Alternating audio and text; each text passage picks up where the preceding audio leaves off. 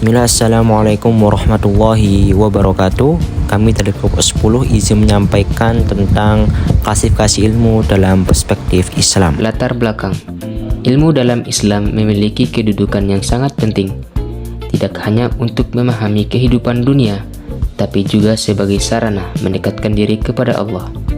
Oleh karena itu, para ulama dan pemikiran muslim mengklasifikasikan ilmu agar dapat dipahami, diajarkan, dan diamalkan sesuai dengan tujuan manusia sebagai khalifah di bumi. Rumusan masalah. Di sini kami ada 3 rumusan masalah. Yang pertama, apa perbedaan klasifikasi ilmu dalam perspektif Islam dan perspektif Barat? Yang kedua, bagaimana pandangan para tokoh Islam seperti Ibnu Khaldun, Al-Attas, dan Al-Ghazali mengenai klasifikasi ilmu? Dan yang ketiga, apa pentingnya ilmu, menuntut ilmu, dan memanfaatkan ilmu bagi umat Islam? Langsung ke pembahasan yang pertama. Pandangan ilmu menurut Islam dengan pandangan ilmu menurut Barat. Pandangan Islam tentang ilmu ada 3. Yang pertama, ilmu bersumber dari Allah Subhanahu wa Ta'ala. Yang kedua, diperoleh melalui akal, panca indera, dan wahyu. Sedangkan yang ketiga, mencakup dunia dan akhirat. Sedangkan pandangan Barat tentang ilmu ada 4. Yang pertama, ilmu berasal dari akal dan pengalaman manusia. Yang kedua, bersifat pengetahuan rasional. Dan yang ketiga, aliran utama yakni rasionalisme dan empirisme. Dan yang keempat, ilmu bersifat sekuler dan kausalitas. Perbedaan utama antara Islam dan Barat. Islam, ilmu dari Allah terhubung dengan wahyu, bertujuan mendekatkan diri kepada Allah. Sedangkan Barat, ilmu lahir dari akal dan panca indera manusia. Wahyu tidak diakui sebagai sumber pengetahuan, dan ilmu dipisahkan dari agama. Baiklah, memasuki pembahasan kedua, yakni pandangan tokoh Islam tentang ilmu. Para tokoh Islam memiliki kontribusi besar dalam mengklasifikasikan ilmu. Ibnu Khaldun membagi ilmu menjadi ilmu nakliyah, yaitu ilmu yang bersumber dari wahyu seperti Al-Quran dan hadis, serta ilmu akliyah, yaitu ilmu yang diperoleh melalui akal dan pengalaman manusia. Pandangan ini sejalan dengan Van Daud yang menegaskan bahwa ilmu tertinggi adalah wahyu, lalu disusul ilmu hasil akal dan pengalaman. Al-Attas kemudian mengklasifikasikan ilmu menjadi 2, yaitu ilmu ma'rifat yang berfungsi mengantarkan manusia mengenal Allah, dan ilmu sains yang mempelajari alam serta kehidupan. Pembagian ini menunjukkan adanya keadilan di mana ilmu menjadi objek dan manusia sebagai subjek. Sementara itu, Imam Al-Ghazali membagi ilmu menjadi fardu ain dan fardu kifayah. Ilmu fardu ain adalah ilmu yang wajib dipelajari oleh setiap individu muslim karena berkaitan langsung dengan ibadah dan kehidupan sehari-hari. Contohnya seperti ilmu tauhid, ilmu tentang sholat, puasa, zakat, serta fikih dasar yang diperlukan untuk menjalankan kewajiban pribadi. Adapun ilmu fardu kifayah adalah ilmu yang wajib dipelajari secara kolektif oleh sebagian umat Islam seperti ilmu kedokteran, ekonomi, pertanian, teknologi, serta fikih tingkat mendalam seperti ilmu fikih muamalah, fikih siasah, dan fikih peradilan. Fikih tidak hanya masuk ke dalam kategori fardu ain atau ilmu yang wajib dipelajari umat Islam, tetapi juga termasuk ke dalam kategori fardu kifayah. Mengapa demikian?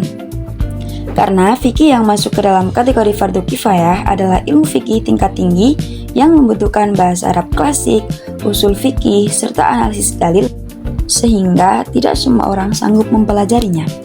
Maka cukup sebagian orang menjadi ahli fikih agar umat tetap mendapatkan jawaban hukum. Fikih menjadi fardu ain ketika menyangkut hukum-hukum ibadah dan muamalah pribadi yang wajib diketahui setiap muslim. Namun, fikih juga menjadi fardu kifayah ketika dipelajari secara mendalam untuk menjadi ulama, hakim, mufti, atau rujukan umat, karena tidak semua orang wajib mendalaminya. Jika sudah ada yang mempelajari, maka gugur kewajiban orang yang lain. Pembagian ini menunjukkan bahwa ilmu dalam Islam bersifat fleksibel, proporsional, dan bertujuan menjaga kemaslahatan umat dengan tetap menjadikan wahyu sebagai pedoman utama bagi ilmu akal dan empiris.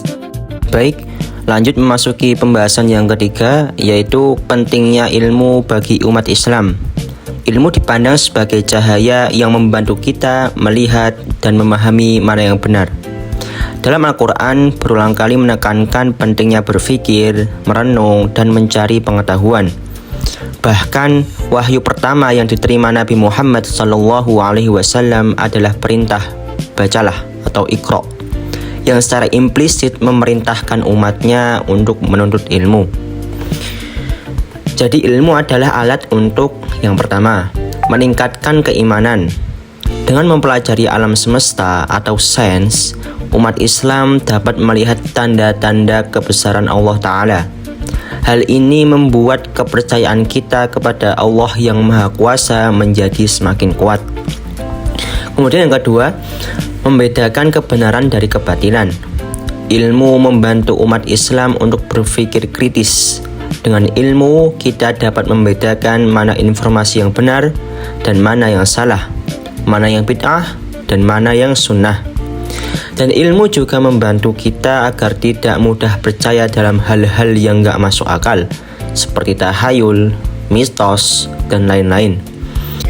Kemudian dalam hal agama, ilmu sangat penting agar kita memahami ajaran Islam dengan benar berdasarkan dalil yang kuat seperti Al-Quran, hadis, dan ijma'.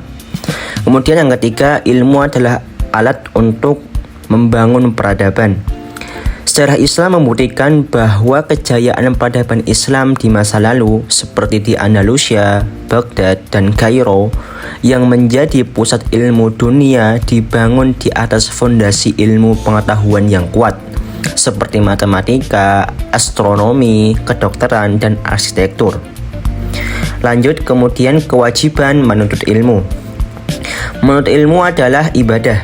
Sebagaimana dalam hadis Nabi Muhammad SAW bersabda, "Talabul ilmi fardhatun ala kulli muslim." Ya, artinya menuntut ilmu adalah kewajiban bagi setiap muslim. Hadis riwayat Ibnu Majah. Ada juga hadis lain yaitu, "Man salaka tariqan yaltamisu fihi ilman sahhalallahu lahu bihi tariqan ilal jannah." Ya, artinya barang siapa yang menelusuri jalan untuk mencari ilmu, Allah akan memudahkan baginya jalan menuju surga. Hadis riwayat Muslim. Maka ini menunjukkan bahwa proses dalam mencari ilmu adalah bagian dari ketaatan kepada Allah. Kewajiban ini berlaku untuk semua orang tanpa memandang usia atau kedudukan. Dengan menuntut ilmu, seseorang dapat memperbaiki kualitas hidupnya dan juga menjadi pribadi yang bermanfaat. Oke, kemudian lanjut, manfaatkan sains bagi umat Islam. Sains bukanlah sesuatu yang terpisah dari ajaran Islam. Justru sains merupakan bagian penting untuk memahami alam ciptaan Allah. Oleh karena itu, umat Islam dianjurkan untuk yang pertama, menjadikan sains sebagai jalan ibadah, yaitu menggunakan ilmu pengetahuan dan teknologi untuk mempermudah ibadah seperti penentuan arah kiblat yang akurat, kalender hijriah, atau metode penyimpanan makanan yang halal. Kemudian yang kedua, untuk mengembangkan teknologi yang bermanfaat, yaitu mendorong inovasi dan penemuan yang dapat membantu umat manusia secara luas, misalnya dalam bidang kesehatan, pertanian, dan energi terbarukan. Kemudian yang ketiga, membuktikan kebenaran Al-Quran. Banyak penemuan sains modern yang sejalan dengan petunjuk dan isyarat-isyarat ilmiah dalam Al-Quran. Hal ini memperkuat keyakinan bahwa kitab suci ini berasal dari Allah Ta'ala. Lanjut ke kesimpulannya, yaitu konsep ilmu dalam Islam bersumber dari Allah, bersifat menyeluruh dan tidak memisahkan ilmu agama serta umum. Tujuan pendidikan Islam adalah membentuk manusia beradab dengan kurikulum yang integral dan proses belajar berlandaskan adab. Sebaliknya, dalam pandangan Barat, ilmu bersumber dari akal dan indera semata, identik dengan sains bersifat dikotomis dan lebih menekankan rasionalitas serta manfaat praktis.